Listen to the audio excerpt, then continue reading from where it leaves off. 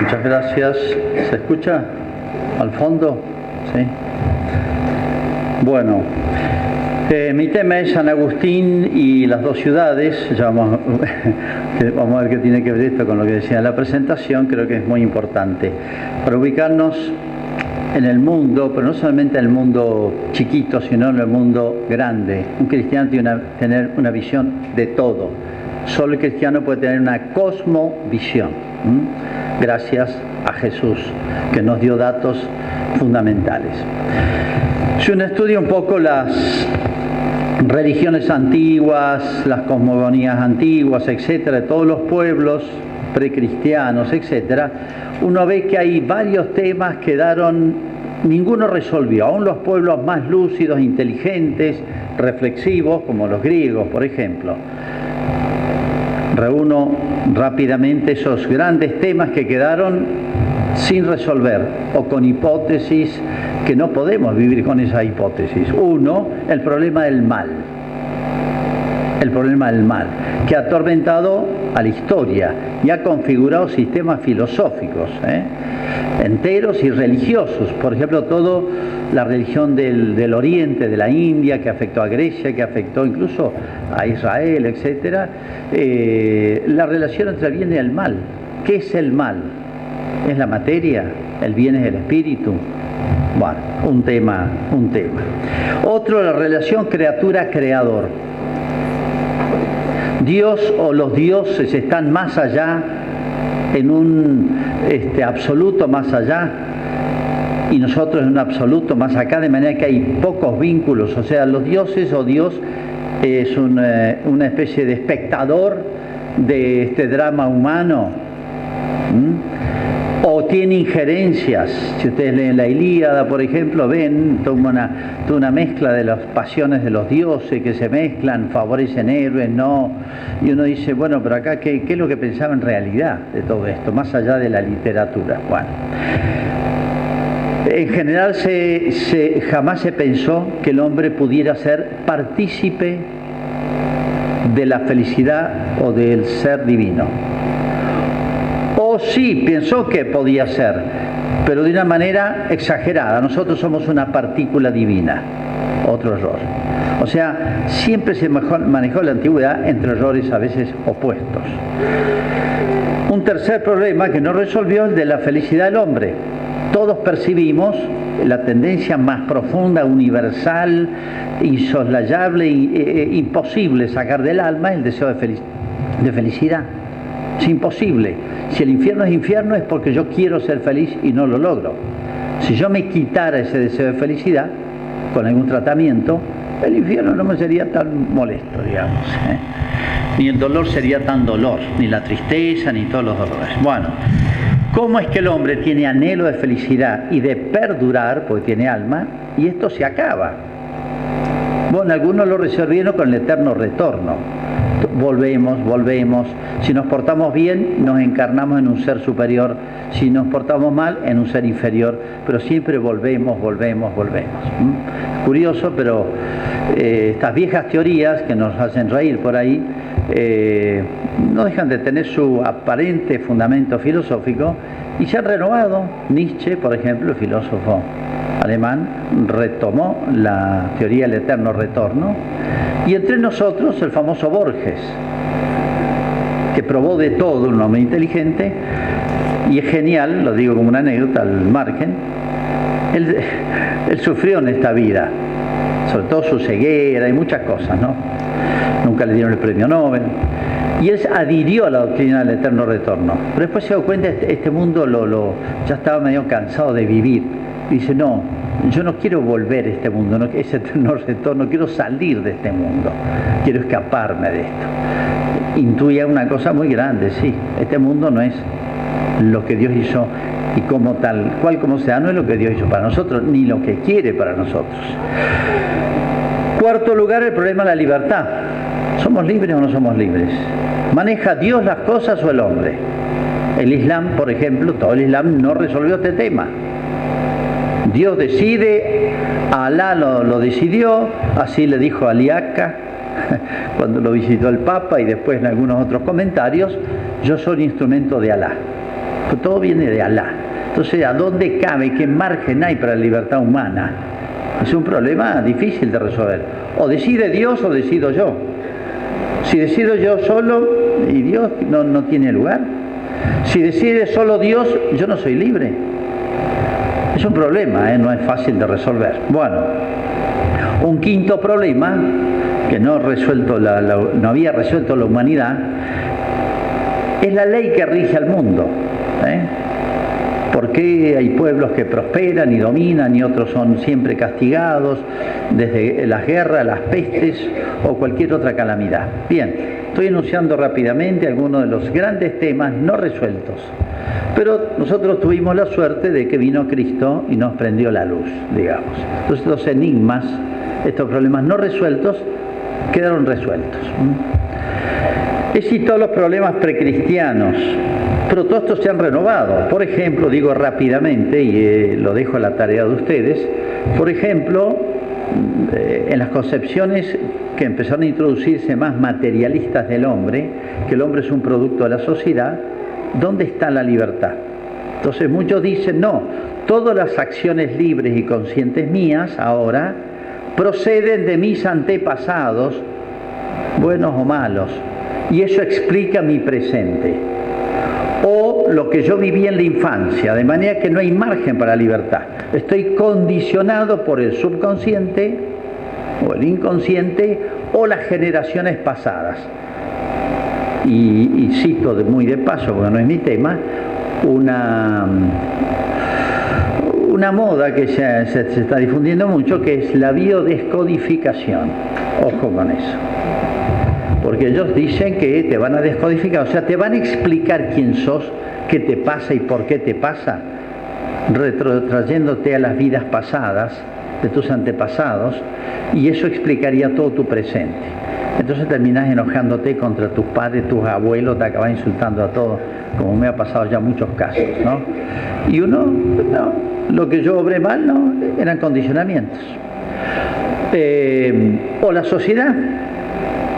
Todo el garantismo jurídico se basa en que no hay delincuentes, la sociedad los hace. Entonces, si hay un delincuente, el pobre tipo es una víctima y la sociedad debe pagarla, por eso el delincuente no tiene por qué estar preso. Entonces, vivimos en las grandes ciudades enjaulados y los delincuentes libres. Y los inocentes vivieron en jaulas. Bueno. Cuando no se proporcionan las cosas, acabamos en hacer este mundo inhabitable, no nos entendemos, no entendemos la historia, no entendemos la política, ni la educación, que es lo que nos interesa a nosotros, ¿no? Bueno, esto como introducción. Yo voy a resumir en 7 puntos, vamos a ver si logro explicarme. La concepción cristiana de la cosmovisión cristiana, de todo. Obviamente voy a tratar de reproducir lo que enseñó Cristo, porque cuando vino Cristo uno no se da cuenta, porque nosotros hemos nacido, nos hemos criado desde el catecismo en una cultura cristiana y hay cosas que nos resultan familiares, pero cuando Cristo enseñaba, si uno coteja lo que Israel recibía por Cristo o antes por los profetas y lo que otros pueblos no resolvían, gigantes que vivían al lado, la cultura persa, la cultura griega, romana, egipcia, milenarias, no habían resuelto, un pueblo insignificante lo tenía ya claro, Israel. Y cuando vino Cristo ya terminó de prender la luz. Erais tinieblas, ahora soy luz en el Señor. Y Cristo dijo, yo soy la luz del mundo. Lo que es la luz para los ojos, es la enseñanza de Cristo, llamada con mayúscula revelación de Cristo. Corrió las cortinas, ¿no? Eso es una de las tareas que hizo Cristo, nos hizo ver la realidad total, que sin Cristo no lo hubiéramos entendido nunca. A Dios nadie lo vio jamás. El Hijo único que está en el seno del Padre nos lo dio a conocer. No solamente a Dios, sino el plan de Dios. Bueno, Este tema está en toda la Escritura. Voy a citar yo rápidamente, porque se va el tiempo rápido, no voy a citar todos los textos, no pretendo hacer sino yo supongo la fe en ustedes, el catecismo. Si alguien no acepta los principios de la fe y de la religión, bueno, buscaremos otra manera de explicarlo, pero yo parto de que tenemos fe, parto de que creen en todos, ¿no? Bueno, de manera que no me voy a detener en hacer apologética, en ver todos los fundamentos, sino los doy por sabidos. Voy más bien a las conclusiones, que las resumo en estos 7 puntos. Hay un genio que no puedo soslayar, que lo voy a citar alguna que otra vez, que es San Agustín, doctor de la Iglesia, allá por el siglo V. Es un fenómeno San Agustín, realmente. Les recomiendo leer la vida de él, explicada por él mismo. Las Confesiones, un libro inmortal. Ustedes lo leen ahora y parece de todos los siglos. Es un libro que ha atravesado los siglos, hasta por su estilo literario. Se lee hoy como si fuera escrito hoy. Se leyó en el siglo VI, X, XII. Esos son los genios que están por encima de las minucias, particularidades de cada siglo, ¿no? Las limitaciones de cada siglo. Bueno, es un fenómeno. Tiene muchísimas, tiene 150 y pico de obras San Agustín, pero yo creo que es el talento, junto con Santo Tomás, más grande que ha tenido la Iglesia, que ha dado la Iglesia. Es un converso, un buscador de la verdad, de la felicidad y de la verdad, las dos cosas. Por eso es tan linda la vida de San Agustín. Y él, bueno, la circunstancia fue cuando Alarico invade Roma, parecía que se acababa el mundo, todos le van a San Agustín, decide, explíquenos esto. Roma se hace cristiana y le viene la peor calamidad de su historia. Bueno, el tema ya lo había masticado San Agustín y nos entregó, con ocasión de esto, una obra no superada en los siglos, fuente y cantera de todos los doctores posteriores, etcétera, que se llama De Civitate Dei, la ciudad de Dios, de San Agustín. Es una obra que le tuvo que dedicar 13 años, la fue haciendo por etapas, por entregas, pero es una obra genial, realmente genial e insuperable. La ciudad de Dios, De Civitate Dei. Bueno, los grandes principios que iluminan y que están basados en la revelación de Cristo. Eso nos quita que tomemos muchas verdades del orden natural ya adquiridos por la cultura clásica, sobre todo greco-latina. Primer punto, la historia tiene 3 protagonistas.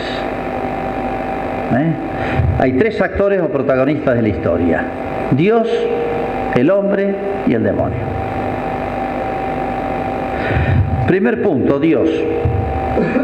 Acá habría que traer todo, pero lo supongo, todo lo que sabemos sobre la naturaleza y el obrar de Dios. Dios no solamente es el creador, y aquí ya tenemos un tema que la antigüedad no supo resolver, el concepto de la creación de la nada. Ni Aristóteles, que era un genio, lo logró dilucidar. Y un judío leía la primera página del Génesis: en el principio Dios creó el cielo y la tierra. Ya está, un niñito, lo sabía. Esto atormentó, no resolvió el mundo antiguo. Dios creador, y no solamente creador, sino que gobierna. Y acá hay un tema, y muchos temas, que los insinúo nomás, que Dios no es que cree, esa noción está un poquito a veces en nuestra mente del concepto de Dios creador. Dios crea y deja al mundo con sus leyes físicas que sigan funcionando. No.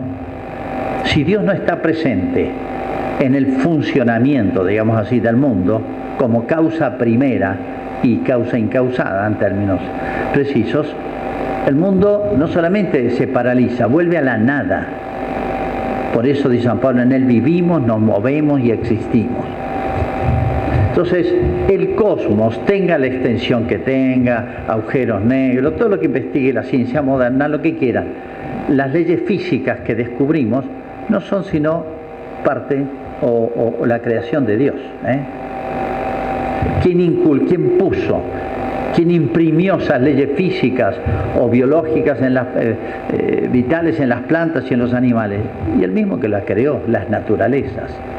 Entonces Dios no se desentiende al mundo, está siempre presente. Entonces, Dios gobierna el universo, un ser inteligente, no crea porque sí, sino gobierna. O sea, nunca la criatura se le puede ir de las manos a Dios, porque entonces Dios no sería Dios. Partamos de esto. Nosotros llamamos la providencia y Jesús nos ha dejado hermosas páginas como aquello de los pájaros del cielo que nos siembran y siguen, el Señor Dios los alimenta. No temáis, pequeño rebaño, no se nos cae un pelo de la cabeza sin que Dios lo vea, lo consienta. Entonces, acá el gran protagonista en realidad es Dios. Piensen acá todos los atributos divinos, la obra de Dios y el plan de Dios. El plan de Dios tiene un proyecto. Dios no puede, es un súper inteligente en la sabiduría. No puede hacer una obra porque sí. ¿Y para qué sí estoy? No sé.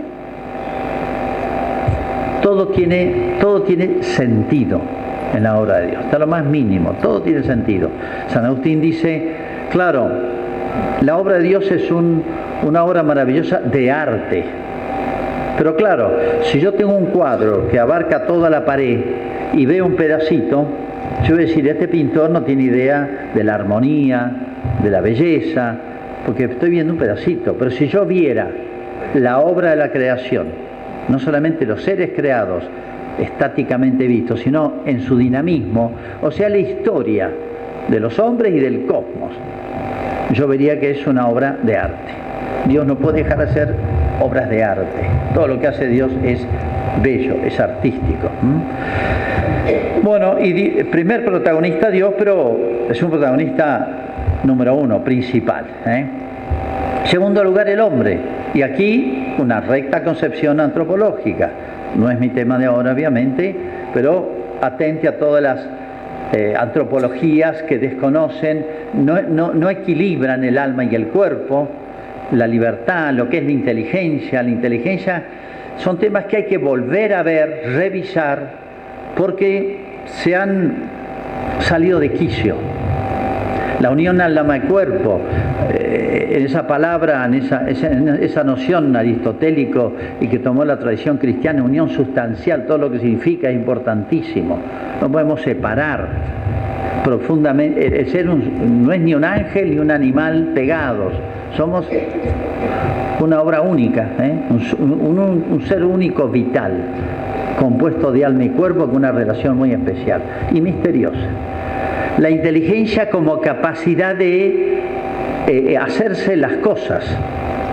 Y aquí un tema importantísimo, que creo que es de los temas más importantes que debe resolver hoy la antropología, la psicología, la política y la educación. Y es esto: la inteligencia es la capacidad de ver, como los ojos. Yo no creo lo que estoy viendo, creo de crear, sino percibo. Las cosas son como son. En todo caso ya las percibiré bien, mal, si soy semiciego, si tengo cataratas, no, con mayor o menor nitidez, pero las cosas son como son. Los antiguos decían, Santo Tomás decía, hablaba de la veritas rerum, la verdad de las cosas. Hoy es todo tu verdad, mi verdad, yo construyo. Por Dios, no usen la palabra construir, todo se construye conocimiento. Es una locura esta expresión. No se construye conocimiento, así que por Dios no la repitan, ni la digan, ni se les pase por la cabeza. La inteligencia es la capacidad de ver la naturaleza profunda de las cosas. Inteligencia viene de intus legere, ver profundamente lo que es tal como es. La inteligencia tiene que adecuarse a las cosas. Al revés es en Dios. Yo puedo pensar en un árbol, conocer un árbol y la esencia de árbol, porque Dios creó el árbol. Entonces mi inteligencia queda, por así decir, en dependencia de ese árbol que ya existe. Yo no lo fabrico, no lo creo. Al revés es en Dios. Dios no conoce las cosas porque existan, sino porque Dios las piensa, comienzan a existir. Es la inteligencia divina. Entonces, hablar de que hoy se crea todo, crea conocimiento, se construye sexo, se construye ciudadanía, se construye todo, estamos atribuyéndonos lo que es propio de Dios, les aviso. Entonces, Tengan cuidado con las expresiones, pues yo sé que las usan en otro sentido, pero las palabras terminan haciendo cultura, sembrando ideas o confundiendo claridades, oscureciendo. Bueno, rápidamente lo que es el hombre, sus potencias capaces, lo que es la inteligencia, que es tan importante, lo que es la voluntad, lo que son las pasiones, cómo se relacionan con el espíritu, cómo condicionan hasta cierto punto, cómo influye la sociedad en uno, el hombre es un ser social, somos producto de la sociedad también, sí. Y acá un punto importantísimo, y es la libertad. Es un tema tremendo. Desde la filosofía de la Ilustración, allá por el siglo XVII-XVIII, que hizo de la libertad del hombre un absoluto, de ahí la palabra liberalismo, lean la encíclica Libertas, y van a entender, hacer de la libertad del hombre un absoluto. Yo hago lo que quiero, soy más yo, me planifico como hombre, en la medida en que mi libertad no tiene límites, no está acotada por nada, ni por los hombres, las leyes humanas, ni por Dios. Es un concepto falso de libertad. El hombre no tiene una libertad absoluta, pero se cree Dios el hombre. Y eso es la libertad. Y la libertad, una palabra mágica hoy, pero hay que ubicarla en su lugar. Yo no soy libre para elegir padre y madre, ni tierra ni tiempo. En estos días, tal vez porque ahora todo se viraliza y todo el mundo se entera rápido, hemos llegado a tal absurdo que sé que en un lugar del mundo, me comentaron ya varias personas, una persona ya madura le inicia juicio a sus padres porque no le consultaron para nacer, para existir. Uno dice, acá hay algo que no funciona. Y sí, miren, cuando ponemos un principio disparatado, podemos llegar a cualquier conclusión. Entonces, al menos, miren lo que se llama el razonamiento por el absurdo. A veces no nos convence el razonamiento lógico, pero a veces funciona por el absurdo. Si pones este principio, llegás a este disparate. Y si seguimos así, nos suicidamos, la sociedad se suicida. ¿Por qué? Porque hay un principio falso ahí. Y San Tomás decía, los errores son chiquititos al principio, pero enormes, grandes al final. Cuidemos los errores chiquitos que hay al principio, que circula la sociedad, y no debemos enredarnos en ello. Bueno, acá hay un misterio que es la libertad del hombre. El hombre es libre, sí, está afirmado en la Escritura. Pero Dios maneja el universo, en la causa primera, sí. ¿Cómo se compagina la libertad del hombre con la Dios causa primera? Y si vamos al orden sobrenatural, lo de la gracia, sin mí nada podéis hacer, se complican más las cosas. Cuando yo hago un acto bueno, ¿quién es el que tiene la iniciativa? ¿Yo o Dios? Si soy yo, Dios causa primera, no es primera. Si es Dios, yo no soy libre, la culpa la tiene Dios, es la culpa de Dios. Como Aliaca dice, no, Alá me mandó, yo no tengo nada que ver, me mandó Alá a matarlo al Papa, por algo será. Yo me voy a meter a investigar el pensamiento de Alá. Bueno, el problema no es fácil y el cristianismo tiene una exigencia de ser humilde. No todo lo podemos entender y tenemos que llegar a un momento en que decís, esto es un misterio. Por un lado hay que afirmar la libertad del hombre, sí. Dios creó al hombre y lo dejó en manos de su libre albedrío, dice la Escritura. Bueno, infinidad de textos que hablan de la libertad. Y por otro lado, de que Dios es la causa primera de todo. ¿Cómo se compagina en el acto concreto mío? El cristiano tiene que decir en este, como en otros temas, como la Trinidad, como la Encarnación, como muchos otros temas, yo tengo que sostener esto y esto. Pero hay un punto que para mí es un misterio. Hay que decir, esto me supera, no que es absurda, no que lo que yo no entiendo no existe. Eso es un disparate, es un acto de soberbia, racionalismo. Lo que el ser humano no entiende, no existe. No, hay que inclinarse ante el misterio. Se han escrito libros enteros sobre la libertad y la gracia. Tema que ya le preocupó a San Agustín y escribió una cantidad de obras sobre eso. Ya el tema es muy viejo. Pero bueno, hay que sostener las dos cosas dentro del misterio del hombre. Bueno, cuando digo que el hombre es protagonista, digo el hombre real. El hombre no es un ser, no es la definición de hombre solamente, sino que el ser humano, hay distintas culturas, el ser humano distintas épocas, no es lo mismo el hombre precristiano, el hombre americano antes de la evangelización, el hombre cristiano, el hombre de una sociedad ya cultivada, etcétera. Entonces todo esto hay que tenerlo en cuenta para analizar el obrar del hombre, las posibilidades que tenía, los hábitos sociales, etcétera. Bueno, tercer protagonista de la historia es el demonio. Fíjense que si ustedes leen el Antiguo Testamento, no está claro el tema del demonio. Aparece en el Génesis y aparece después sueltito en el libro de Job, aparece 2 o 3 veces, poco. En la época de Cristo y con la palabra de Cristo quedó, por así decir, esclarecida lo que podemos llamar la teología del demonio. Los pueblos antiguos percibieron que habían malos espíritus. Algunos los divinizaron, los pusieron a la altura de los dioses, otros no. Bueno, lo que sea, pero el que esclareció todo es la revelación cristiana, entre tantos otros puntos. Y aquí retengan esta frase de Cristo en la última cena, donde habló del mundo. Un momento muy especial, se puede decir, en la última cena, el sermón de la última cena es muy importante porque Jesús le da la clave de interpretación a los apóstoles de lo que va a pasar dentro de unas horas. Si se lo hubiera dicho 2 años atrás,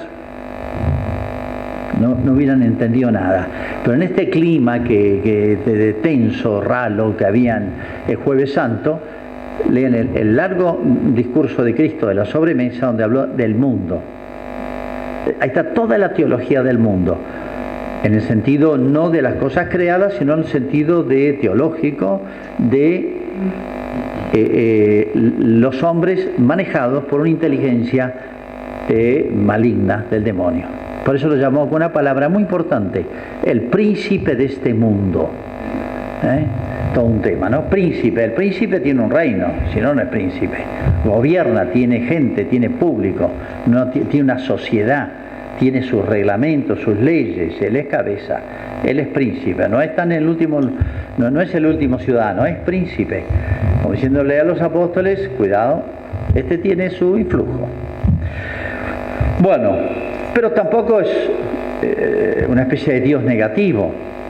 No, le pide permiso a Dios para todo. Hasta en alguna de las, ¿se acuerdan? En los exorcismos que hizo Cristo, le pidió permiso al demonio cuando lo echa Cristo para entrar en los cerdos. Siempre pide permiso al diablo. O sea, Dios no deja de ser Dios. Es muy importante esto, porque estos 3 protagonistas, que es el ser humano libre, con la gracia, habría que hablar del hombre en gracia también, el demonio que tiene su influjo y Dios que es el principal protagonista, no hay contradicciones ni oposiciones, se armoniza todo, pero no son 3 protagonistas iguales, son análogas las acciones de los 3, muy distintas las posibilidades, deben ser analizados por separado. Bueno, todo esto es el primer punto, los 3 protagonistas de la historia. Segundo, 2 polos solicitan el obrar libre del hombre. Vamos al hombre. Dios sabe lo que tiene que hacer, no le vamos a dar ni consejo, él sabe manejar las cosas. El demonio, que intente lo que quiere, vamos a ver qué puede hacer. Vamos al hombre. 2 polos solicitan el libre obrar del hombre. Obrar libre del hombre. Que obviamente acá está en juego la inteligencia de la voluntad, la inteligencia que ve hasta donde puede, uno puede obrar en buena conciencia pero estar equivocado, pero bueno, acá es muy interesante analizar en la libertad del hombre hasta dónde la inteligencia me ayuda y hasta dónde la voluntad decide. Hay condicionamientos, etcétera, pero existe la libertad. El hombre es un ser libre. San Agustín decía hermosamente, amor meus, pondus meum. Pero en la decisión del hombre es, por más que esté precedida por la inteligencia que ve y me dice opciones, la voluntad es la que quiere, decide. Amor meus, mi amor es mi peso. Voy donde quiera que voy, donde ella me lleva, dice San Agustín. Tiene hermosísimas expresiones sobre el tema. Bueno, es decir, el querer al hombre es el que lo mueve, el querer. Todo el obrar del hombre, todo el obrar consciente y libre, aunque sea interior, pensamientos, palabras y obras, son buenos o son malos, son libres, De manera que el hombre está, por así decir, como condicionado para eso.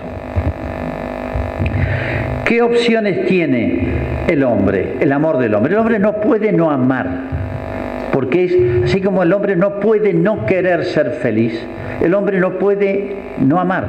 Siempre amamos algo. Es como si yo abro los ojos, no puedo no ver. No puedo no ver si abro los ojos. El hombre no puede no amar a su modo. Y hay dos cosas, vamos a resumir, ¿qué puede amar el hombre? Pueden reducirse a dos cosas nomás. O a Dios o a uno mismo. Tengan cuidado acá. No es que o amo a Dios o amo al diablo. Nadie ama al diablo, nadie, ni entre ellos se aman. O Dios o yo. El amor sui, el amor de sí o el amor de Dios. Son los dos polos últimos. Si yo amo lo justo, lo verdadero, aunque no tenga una gran noción de Dios, ni tenga una gran vida cristiana, de alguna manera está implícito Dios, porque todo lo que es bueno, santo, recto, justo, viene de Dios y va a Dios. Si yo soy una persona justa, en mi vida cotidiana, de alguna manera estoy implícitamente amando a Dios, ¿no? Y si no, ¿cuál es la otra opción? Uno mismo.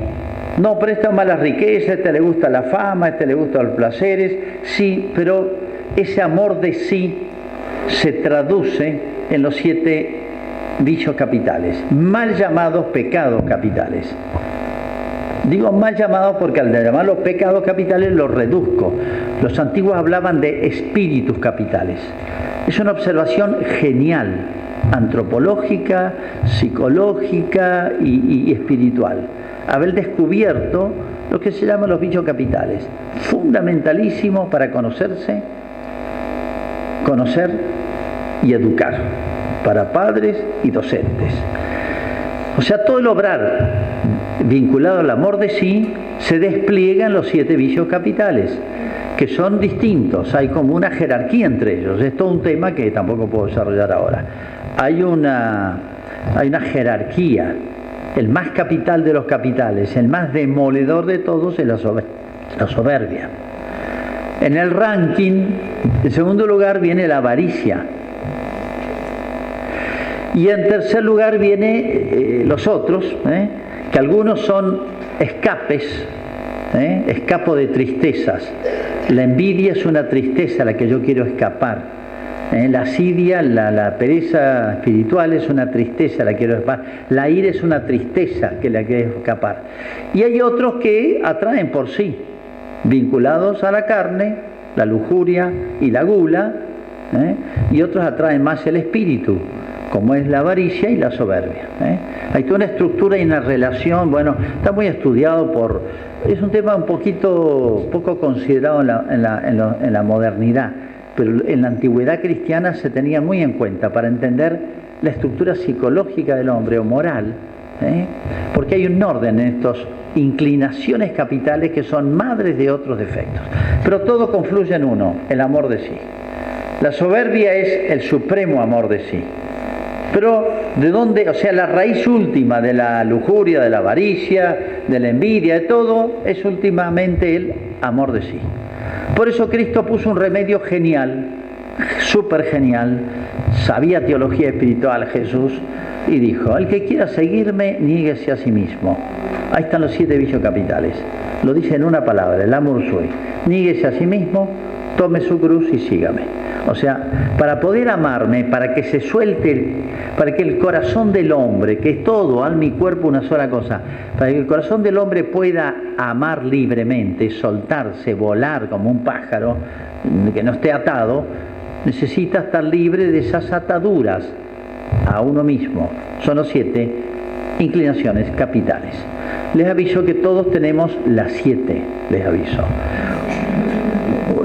No, yo tengo una, no, todos tenemos las 7. Algunas más desarrolladas, más con más fuerza, otro, pero es muy importante para conocerse a uno mismo. A veces algunas están dormidas y ¡pap! Saltan cuando menos lo esperamos, como es la envidia, pero todas son aniquiladoras del hombre.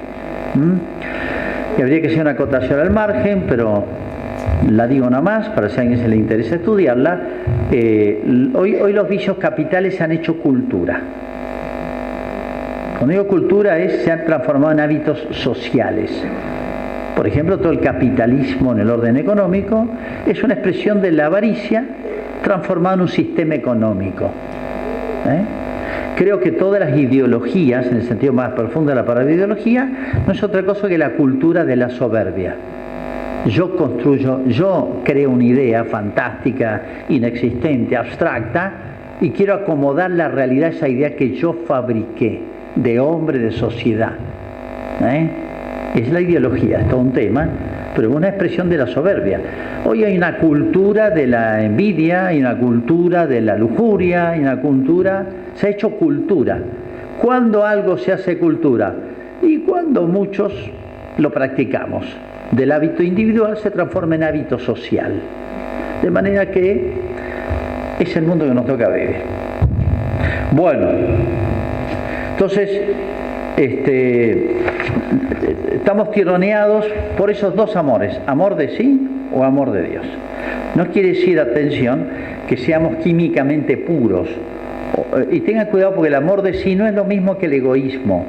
Muchas veces se dice el egoísmo. El egoísmo en general, en la lengua nuestra, se refiere más a las cosas, el apego a las cosas materiales. Pero el amor de sí es mucho más profundo que eso. Abarca todo, los bienes materiales, externos, internos, espirituales, hasta el más grande de todos, que es mi yo. Mi voluntad, mi pensamiento, lo que quiero, lo que pienso, lo que veo. Yo, pero sobre todo yo. Tiene muchas expresiones disimuladas. Bueno, tercer punto, principio. Estas dos opciones, el amor de sí o el amor de Dios, van a configurar, en los que se entregan a uno o al otro, van a configurar dos reinos o dos ciudades. En la medida en que crece el amor de Dios, no es que tengamos absoluto amor a Dios o absoluto amor a nosotros mismos. Esos son, para definirlo, lo químicamente puro. Pero en general se mezclan, obviamente. A veces amamos a Dios, al día siguiente o al rato estamos buscando a nosotros mismos, cultivamos un hábito, después cultivamos otro, vamos y venimos. Y bueno, pero el amor de Dios puede ir creciendo. Está estudiado, está desarrollado, las etapas del amor de Dios, cómo crecen las virtudes, las teologales, que son las que me unen con Dios, y la principal de todas es la caridad, que es el vínculo de perfección, y estoy hablando con una palabra de San Pablo. De manera que hay etapas en la vida espiritual hasta que los santos llegan a las etapas más grandes, que es lo que se llama el matrimonio espiritual. Son etapas de la caridad, pero la caridad es una virtud que arrastra a todas. Por eso es el vínculo de perfección. Entonces, el amor a Dios puede ir creciendo, tiene infinitas grados. Y el amor de sí puede ir creciendo y tiene infinitos grados. Los pecados me alejan de Dios, pero hay pecados de debilidad. Yo sé lo que está bien, lo peleo, etcétera, pero patino. Son pecados de debilidad, arrastrados por las pasiones, por el ambiente. Pero hay pecados de malicia. Yo sé que está mal, pero lo hago fríamente. Soy un rebelde donde me complazco en la rebeldía. Y están los pecados contra el Espíritu Santo, que es la culminación de los pecados de malicia, sobre los cuales Jesús tuvo palabras muy duras. No tienen perdón ni en esta vida ni en la otra. Como diciendo, se hundió y cortó los vínculos por los cuales podría haber salido de él. Bueno, hay un texto, una encíclica del Papa Juan Pablo II sobre el Espíritu Santo. Ayúdenme porque me olvido el nombre. Dominus et Vivificante. Genial. Y tiene un largo párrafo sobre esto que yo estoy tratando de explicar, de cómo el amor de sí, sobre todo en la soberbia, explica gran parte de la cultura moderna, de la cultura moderna. Y es un pecado contra el Espíritu. O sea, los pecados contra el Espíritu Santo se han hecho cultura. Lo digo en dos palabras, así. Lo desarrolla el Papa realmente en un párrafo sorprendente y geniales. Entonces, decía San Agustín, ve a cada uno lo que ama y hallará de dónde es ciudadano. Entonces, al amar a Dios, los que intentamos amar a Dios en el grado que sea, de alguna manera no podemos evitar de alguna manera estar unidos, porque queremos una cosa común, o alguien común. No es una cosa, no es un principio abstracto, es Dios, es Cristo. Por eso Cristo habló siempre del reino de los cielos. El centro de la predicación de Cristo es el reino de los cielos. Un reino que es una multitud con una ley común, con un bien común que los une. Eso es un reino. Hoy la palabra reino casi no se usa, pero se entiende. Reino de Dios, reino de los cielos. Es la palabra central de toda la predicación de Cristo, San Juan Bautista, de las parábolas del reino. Entonces, a la medida que nos acercamos a Cristo, formamos un pueblo, un reino, o en otro lenguaje también, muy querido por la Iglesia, porque es de San Pablo, formamos un cuerpo con Cristo. Pero en todos los casos es una unidad con un fin común que nos une profundamente. Es la ciudad de Dios. Por el otro lado, la negación de Cristo, yo decía, es el amor de sí, crea egoísmos. Hoy he escuchado hablar, o en estos tiempos se escucha hablar a los sociólogos de lo que se llama el egoísmo social. Hoy se está cultivando mucho el egoísmo social.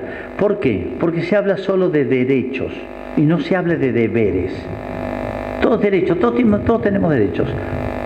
Verdaderos o presuntos, llega hasta la locura. Yo tengo derecho a todo. Pero miren, si todos tenemos derecho a todo, no alcanza. Todos tenemos derecho a tener una fábrica, a tener una finca, a tener una alta gama, a viajar de un avión propio, tenemos derecho, pero no.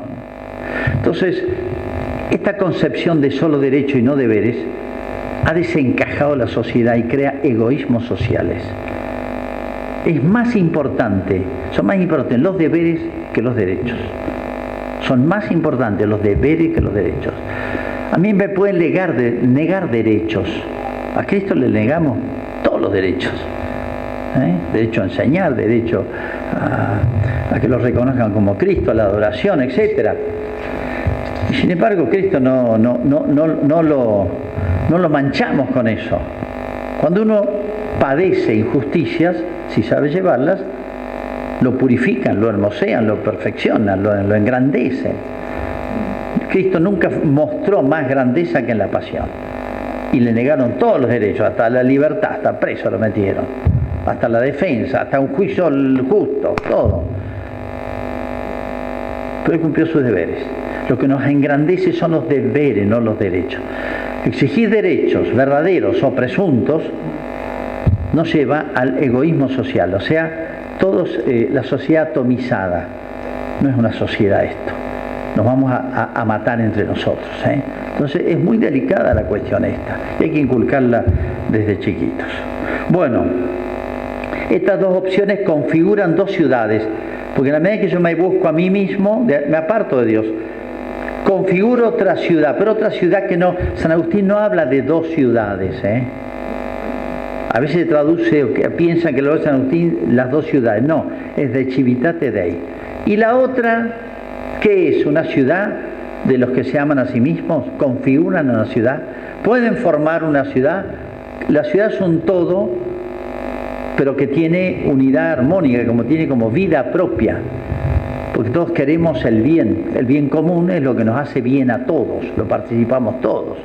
Hay muchas cosas del bien común en la sociedad. O una familia que está unida, todos gozan de las buenas relaciones, son bienes comunes. Pero cuando hay muchos egoísmos, se puede hacer una banda de ladrones donde todos quieren su parte. Miren, es una sociedad muy accidental, puede llamarse sociedad en un sentido muy análogo y lejano, imperfecto. En todo caso son los emigrados de la ciudad de Dios, los exilados o autoexilados de la ciudad de Dios. San Agustín tiene una expresión un poco más dura. Dice, esta otra ciudad de los que rechazan a Cristo por amarse a sí mismo es como la cloaca de la ciudad de Dios. Cumplen una función en el mundo, porque todo está en el plan de Dios, no se le escapan a Dios. Se escapan de la ciudad que termina en la ciudad eterna, pero no se le escapan a Dios. Y aquí una famosa frase de San Agustín, que hay que grabarla de memoria porque es genial, poética, precisa, al estilo de San Agustín. Dice así, en la mitad de su obra dice: 2 amores construyeron 2 ciudades. 2 amores, no hay más que 2 amores, construyeron 2 ciudades. El amor de sí hasta el desprecio de Dios construyó la ciudad del mundo, del hombre o del demonio, como quiera llamarse. Y el amor de Dios hasta el desprecio de sí construyó la ciudad de Dios. Amores duos feceron civitas duas. Amor sui, amor dei. Entonces esos 2 amores que nos tiran allá nos llevan, nos mueven. Toda la vida del hombre, toda la historia es un dinamismo, es una lucha entre luz y tiniebla, entre el bien y el mal, entre las 2 ciudades. Es eso, esa es la historia humana y la historia personal de cada uno. Atenti que estas 2 ciudades no se identifican con ciudades humanas. Nueva York es la ciudad de Satanás y qué sé yo, no sé, París es la ciudad de Dios. No, tengan cuidado porque algunos han llegado a esa simplificación absurda. San Agustín mismo dice: yo no sé bien a qué ciudad pertenezco, porque a veces me dejo llevar por las pasiones y me encamino a la otra ciudad, y a veces me encamino a la ciudad de Dios. Y dice así también San Agustín: ahora, en este mundo, estamos mezclados todos en los cuerpos, transitamos las mismas calles, frecuentamos los mismos comercios, las mismas termas, etc. Pero estamos divididos en los corazones, que solo Dios ve. Al final del mundo nos vamos a separar en almas y cuerpos. Pero esa separación la va a hacer Dios, la va a hacer Cristo en el juicio final. 2 amores construyeron 2 ciudades. 2 amores. La importancia de lo que amo, lo que quiero, lo que elijo, lo que prefiero, llámelo como quieran. Bueno, no podemos no amar. Y el amor es lo que me mueve. Y muchas virtudes. Hay muchas acciones humanas, pero en último término es el amor la que decide hacia dónde me muevo. Entonces, el amor de sí hasta el desprecio de Dios, ese amor de sí tiene grados. Entonces, si yo lo cultivo, crezco, lo transformo en hábito, termino siendo un excelente ciudadano de la ciudad del mundo. Me puedo alejar de Dios paulatinamente. Yo le decía, hay grados de pertenencia a la ciudad de Dios, hay grados de pertenencia a la civitas mundi, civitas diaboli. Bueno, 4º punto. Ambos reinos tienen cabezas. La cabeza del reino de los cielos, del reino de Dios, es Cristo. Él ha recapitulado todo. Esa frase es hermosa de San Pablo. Recapitular es volver a poner cabeza. Cabeza significa la que pone orden. En la cabeza están los 5 sentidos. La máxima que la inteligencia. No es que esté en la cabeza la inteligencia, está en el alma, pero bueno, es una manera de expresarse gráficamente. O sea, cabeza significa el todo. Entonces, cuando digo que Cristo es, lo dice San Pablo, Cristo es cabeza o recapituló todo, significa que se puso a encabezar a todos los miembros de la Civitas Dei, ¿no? Tiene una cabeza, es bien claro. De su plenitud, dice San Juan, todos hemos recibido gracia sobre gracia. De esa cabeza se vuelca, se derrama sobre sus miembros toda la vida sobrenatural, natural y sobrenatural. Es la fuente de todo, Cristo. Cristo es el centro del cristianismo, es Cristo. Ser cristiano no es una cantidad de ritos, no es una definición, no es una abstracción, no es la adhesión a un club, etc. Ser cristiano es tener una relación personal con Cristo, al cual me vinculo por la fe, la esperanza y la caridad. Cada una hace a su modo, me lleva. La que arrastra últimamente todo es la caridad, es el vínculo de perfección. Bueno, por el otro lado, la otra cabeza. El demonio es cabeza de los malos en un sentido pobre, Sí lo es, en el sentido que maneja. En la medida en que yo me alejo de Dios, esto es sumamente importante, en la medida en que yo me alejo de Dios, y me aleja el pecado nada más, no es la condición social, la ignorancia, los siglos, el mundo en que vivo, que me rodea, lo que me aleja de Dios es el pecado. Hay pecados de debilidad, como decía, de malicia y pecados contra el Espíritu Santo, hay grados. Bueno, en la medida en que yo me alejé ya mucho de Dios, ya, fíjense, hay una etapa en la vida del que se aleja de Dios que podemos decir, este es ateo, yo soy agnóstico, lo van a escuchar mucho. Pero hay como un pasito más que está pegado a ese, y es la persona que les molesta a Dios, me molesta a Dios. Y empieza ese persecución a la iglesia, persecución a lo cristiano, a las ideas cristianas, a la historia cristiana, a los aportes cristianos a la sociedad. Molesta a Dios. Recuerdo un diálogo entre un marxista muy ateo y un filósofo cristiano francés. Se me olvidan los nombres. El marxista sí me acuerdo, pero el cristiano era, bueno, ya me voy a acordar, era el Rostand, el marxista. Entonces le decía, qué dichoso es usted, le decía el cristiano, que porque cree en Dios puede no pensar en Él. Yo que no creo en Dios, lo tengo encima todo el día. Quiero sacármelo encima, y me viene y me viene y me molesta.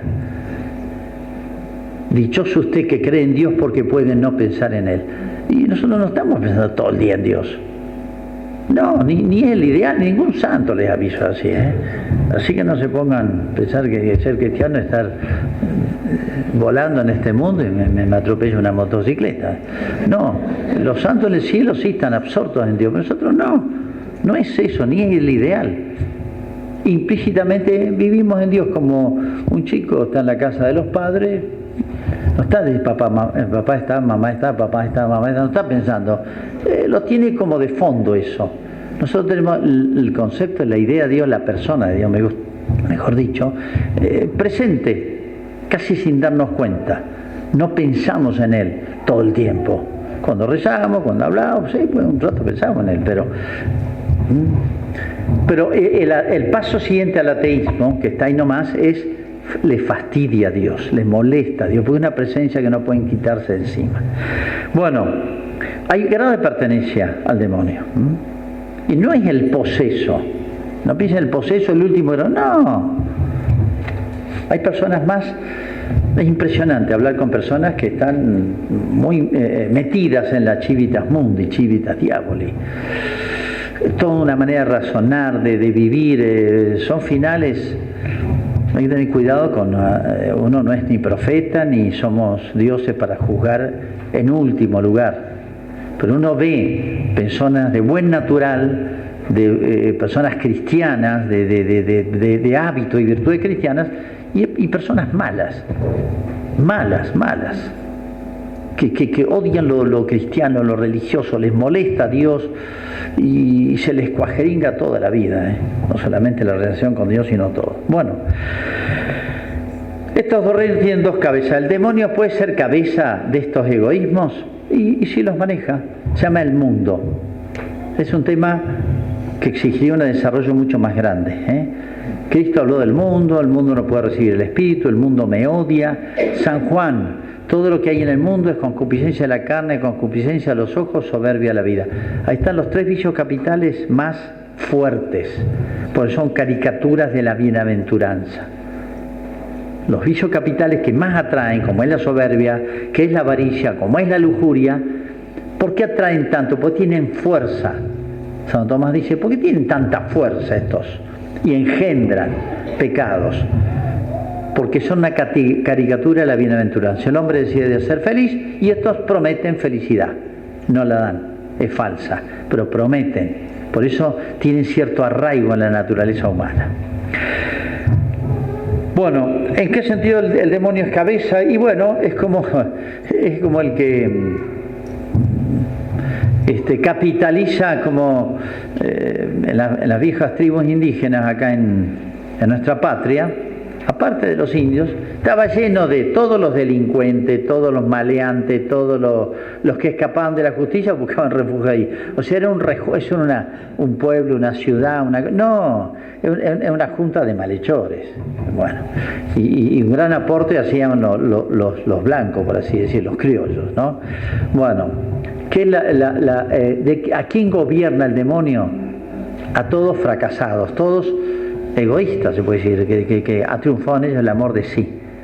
Y son vulnerables, han perdido la luz de Dios, son vulnerables a la tentación. Por eso el demonio los maneja con más facilidad. Y a este manejo inteligente y ordenado se llama el mundo. Si quieren ver en vivo el mundo, la pasión de Cristo. Y Cristo lo describió el Jueves Santo, lo que iba a pasar el viernes. Cómo los malos los une, tienen intereses opuestos. Herodes y Pilato estaban peleados, después se hacen amigos. ¿Eran amigos? No es amistad eso. Los que lo puso en contacto es el de la inteligencia diabólica contra Jesús. Entonces uno ve que el mundo, que necesita de seres humanos, y mientras más desvinculados estén de Dios mejor, los maneja el demonio. Tiene inteligencia, tiene inteligibilidad el mundo, porque obra con picardía. A veces aparece una cosa buena y brum, ya se le va encima. Un programa de radio, un grupo, un colegio, una persona va a trabajar, hay un católico y hay 10 que son unos malandras. Al católico le van a pasar factura, le van a poner la lupa, no le van a dejar pasar ni una. A los demás pueden hacer lo que quieran. Lo van a experimentar eso, ¿eh? Entonces, yo dice, ¿pero quién organizó esto? La masonería, el judío internacional. No hace falta todos esos planes conspirativos supuestos. No, es el demonio. Es una inteligencia perversa que vincula, nos conoce, sabe los puntos débiles como San Pedro, etcétera. Alejó a los buenos y los achicó, y a los malos los envalentó, los puso en contacto y lo mataron a Cristo. Bueno, 2 cabezas, pero ¿en qué sentido el demonio es cabeza? Quinto, ambos reinos tienen sus propias leyes. Un reino tiene una ley. En todos lados, en una cancha, en cualquier deporte que se practica hay un reglamento, porque si no, no funciona. Bueno, ¿cuál es la ley que rige la ciudad de Dios? Es la ley de la gracia, podemos decir, es el Espíritu Santo, que nos inspira y que nos mueve, nos ilumina y nos ayuda. Es el Espíritu Santo, apareciendo en 2 palabras, de 1000 maneras. ¿Y cuál es la ley del otro reino, opuesto? Y es lo que dice San Juan: todo lo que hay en el mundo, concupiscencia de la carne, lujuria; concupiscencia de los ojos, avaricia; soberbia, dice San Juan. Esto es lo que hay en el mundo, esta es la ley que rige: la soberbia, la avaricia y la lujuria. Bueno, Santiago lo llama espíritu mundano, espíritu carnal, espíritu diabólico, que es la otra ciudad con la cual estamos metidos. Sexto, ese es el quinto. Sexto, hay una enemistad irreconciliable. Hay una enemistad irreconciliable entre ambas ciudades. Esto está dicho en el Génesis: pongo enemistad entre ti y la mujer, entre tu linaje y el suyo. Él te aplastará la cabeza, o ella, o sea, la cabeza es lo principal, o sea, acá va a ganar el bien, Cristo. Pero vos le vas a morder el talón. El talón es lo último, lo más chiquito, pero molesta, joroba. Entonces, como diciendo, empieza una guerra teológica. Y si damos un salto del Génesis al último libro, al Apocalipsis, leían el capítulo 12, hubo una batalla en el cielo. Miguel y sus ángeles pelearon contra el dragón. Ahí aparece la mujer, el diablo quiere atacarla y se es sustraída al hijo y tampoco puede. Hubo una batalla en el cielo. Entonces, ese dragón, pongo enemistad entre ti y la mujer, le dice la serpiente. Entonces, del Génesis al Apocalipsis está descrita de muchas maneras bíblicamente estas 2 ciudades en guerra, irreconciliables. El mundo me odia, dice Cristo. No puede recibir el Espíritu, el mundo me odia a mí.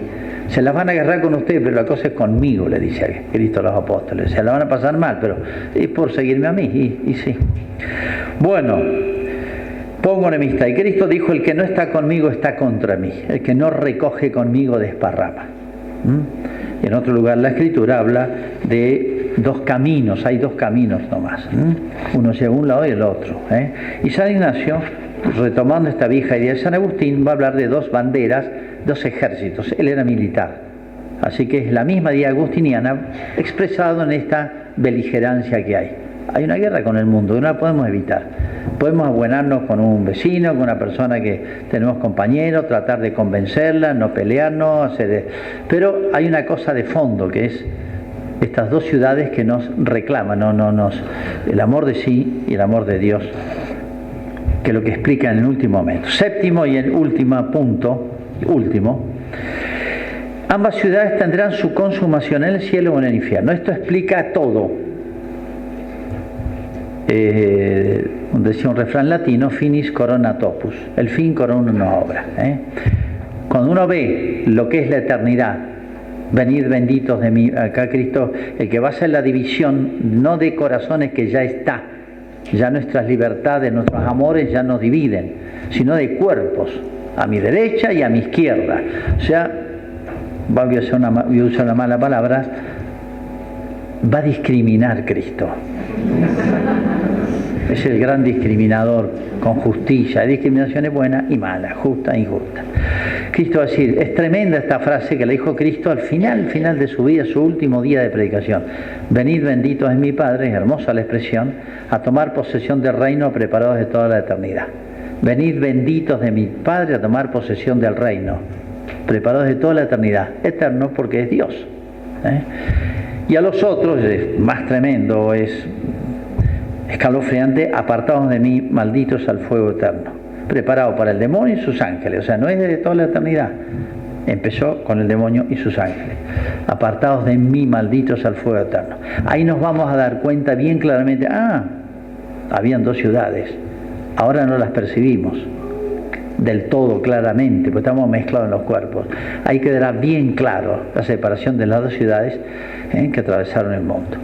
Decía San Agustín que por eso esto está muy vinculado no solamente a la caridad de la que ya he hablado, sino a la esperanza. La esperanza es la que pone en movimiento al hombre. Cada virtud de las teologales hace su obra. La fe nos hace ver los grandes misterios. La esperanza nos pone en movimiento hacia lo que vemos, hacia Dios. La esperanza nos pone en movimiento. Es como el perro que ve una liebre y ¡tac! Salta. La esperanza es como eso. Entonces a la presa, vamos a la presa. Entonces la esperanza es la que pone en movimiento, nos pone en camino. Por eso la iglesia es peregrinante y militante, porque hay que pelearla. Milita, pero no somos tranquilos, no es solamente una peregrinar, así vamos cantando contentos, hay que pelearla. Es más, San Agustín decía una frase, dice, necesses ut aspera sin tempora.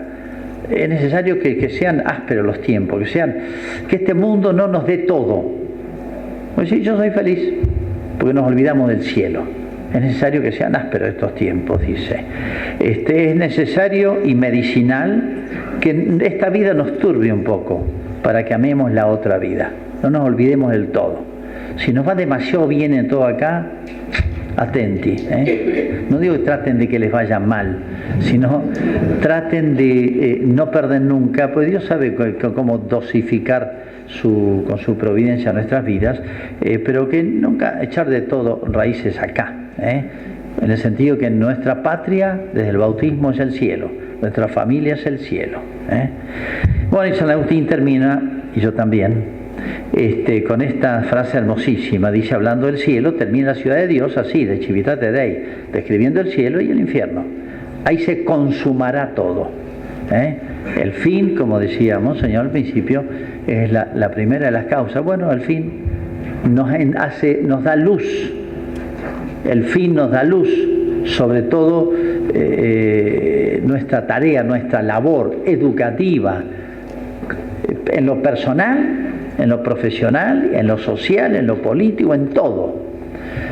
¿Saben que ha sido uno de los principales lectores de la Ciudad de Dios? El famoso Carlomagno.